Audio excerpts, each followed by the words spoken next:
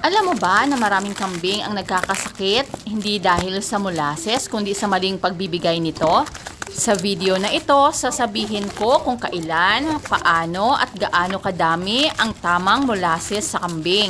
Magandang buhay at welcome back sa aking YouTube channel.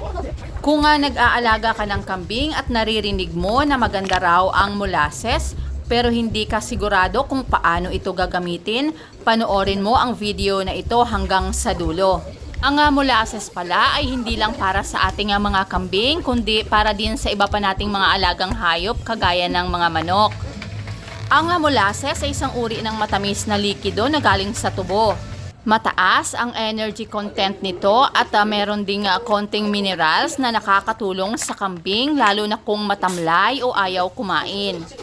Ano nga ba ang benepisyo ng molasses sa ating mga kambing at sa iba pa nating mga alagang hayop? Una ay pampagana ito sa pagkain. Pangalawa, nagbibigay ito ng dagdag na energy lalo na sa mga buntis o bagong panganak na kambing. At ang pangatlo ay nakakatulong ito sa digestion at pagdumi. Pwede nating ibigay ang molasses sa mga adult na kambing, sa mga buntis pero kailangan na tama lang ang dami. At lalong-lalo na kung payat at nanghihina ang kambing. Pero hindi ito dapat ibigay sa mga kambing na sobrang bata pa, ganun din sa mga kambing na nagtatae at walang sapat na iniinom na tubig. Ang tamang dami naman ng molasses na dapat ibigay ay 1 hanggang 2 kutsara lamang sa isang araw. Hinahalo ito sa kanilang tubig o sa feeds. Huwag na huwag sosobra dahil pwedeng magdulot ito ng pagtatae at bloating. Isa sa pinakamalaking pagkakamali ay ang araw-araw at sobrang dami ng pagbibigay ng molasses sa ating mga alaga.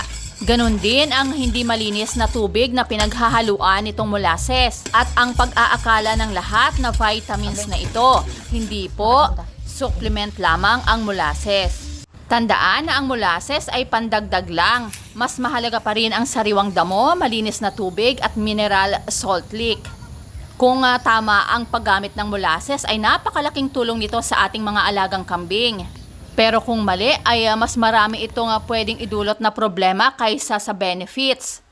Kung may natutunan kayo sa aking video ay huwag kalimutang i-like, mag-comment at mag-subscribe na rin. Pakiclick din ang notification bell para updated kayo sa aking mga susunod pang mga videos. Yun lamang po, maraming salamat sa inyong patuloy na panunood.